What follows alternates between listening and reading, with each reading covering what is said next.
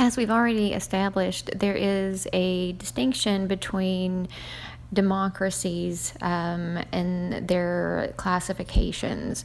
We have regular electoral democracy, which may or may not really be aligned with the other principles of democracy, like minority rights and civil liberties. So, in this discussion, we focus on those features and alternative types of arrangements within liberal democracies.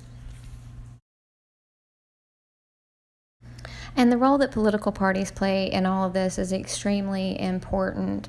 They actually set the terms and the agenda for government, and they shape the national debate over issues. Their job is to aggregate interests, to discuss the issues that affect people as individuals and of a multitude of issues, and sort of package them in one kind of coherent label.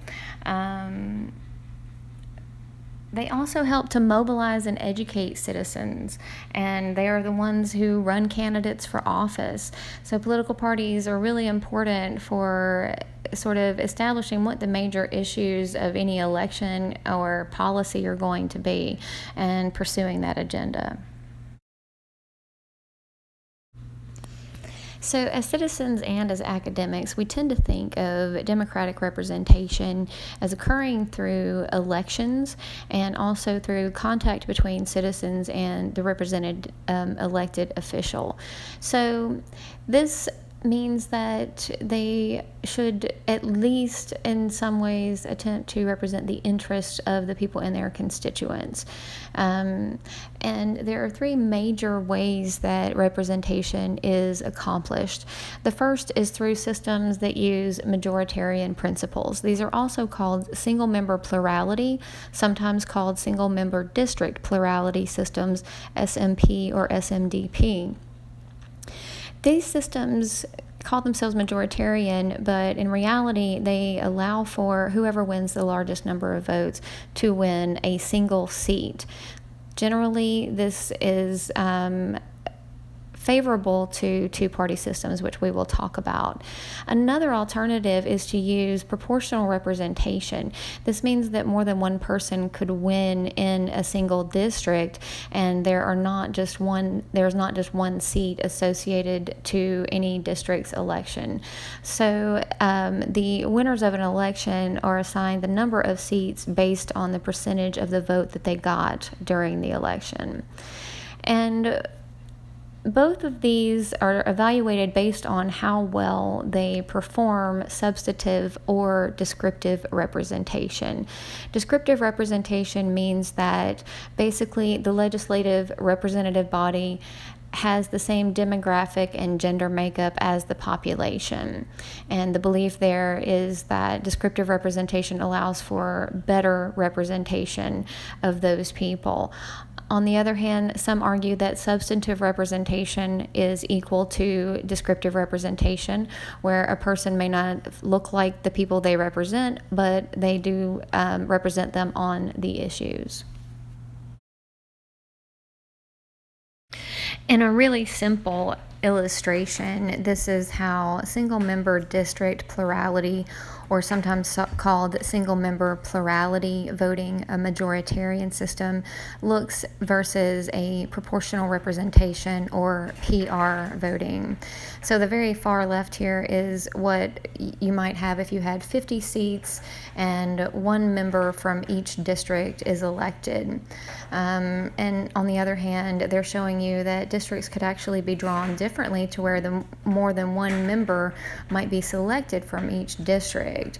And this is how PR basically functions. And the seats here listed would go to the top 10 or the top 5 in each of these districts on the right. They would go to the top 5 or the top 10 based on the percentage of the winners of the candidates who were running for those seats. On the other hand, in the single member plurality system, only one person from each of these districts, no matter how many candidates run, is going to be elected. So this means that if you have 4, 5, 6 people running for one seat, and no one gets an absolute majority, you might actually have someone with 20-30% of the vote who wins that seat. So this is actually a feature that proportional representation is set up to work against. The system that the United States uses is single-member plurality. We have the majoritarian type of system where one person is elected from each district regardless of how many people run for that seat. And the reason for this, quite simply, is the Constitution is set up this way to allow for single-member district. And two scholars are really relevant when we talk about the number of parties and the voting rules. And the first is Downs. Anthony Downs wrote that you could expect voters to behave very much like people behave when they're deciding which shopping center to go to on the way home from work. They tend to go to the one that is closest to them, essentially. So what that means is that, just as we've looked at with ideology before, where you fall on the ideological spectrum is likely to impact who you select. As far as the candidates, you're going to select the candidate that is the closest to you on that spectrum. And for Anthony Downs, he noted, especially in the 50s through the 90s, most Americans really fell in the middle of the political spectrum. They weren't really far left, weren't really far right. And he called these people median voters. The person who was directly in the middle, he said, was the person that political parties were really going to try to reach out to, because of the fact that the majority of people are centered in the middle. And the closer you get to the middle, the more votes you're able to capture. So he sort of explained why the United States was a two-party system when he did that.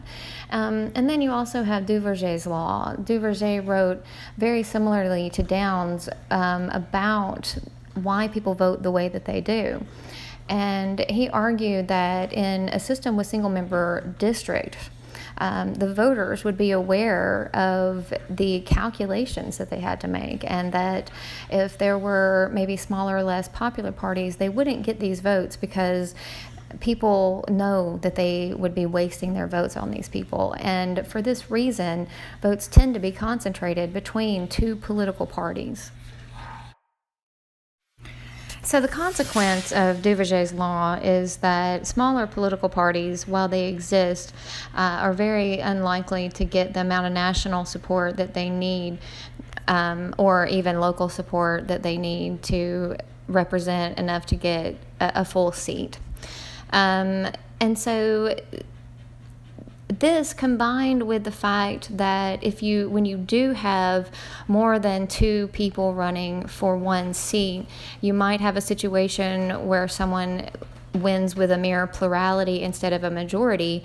This can lead to overrepresentation of some parties and underrepresentation of others, meaning that the amount of their representation in the government doesn't actually match their vote or match the amount of support that they have in the population. The graphic that I provided here actually kind of shows that in the United States, the amount of votes that are cast for Democrats does not match the amount of representation that they have in the House of Representatives and the Senate, and the opposite is true for actually Republicans for the time period we're looking at. So this basically, points to one of the major flaws, and that is that plurality votes can be enough to look like a majority when they're actually not. Another issue is that in a system like this, because it is so candidate-centered, they tend to have very little connection to their parties in terms of their careers. The political parties don't necessarily shape the careers of politicians, and therefore they don't have a lot of control over individual party members. There's also the question of pork barrel politics. This is a practice that has been named in the United States for a couple of centuries now, and that's the tendency for representatives to push for pork and put them all into a barrel of legislation. And that pork is usually projects and funding that benefit their constituents that voted for them and not the whole country. And then we have the issue of gerrymandering. This has gotten a lot of attention in recent elections, and essentially this is where you can draw district lines to shut out the importance of one party's vote.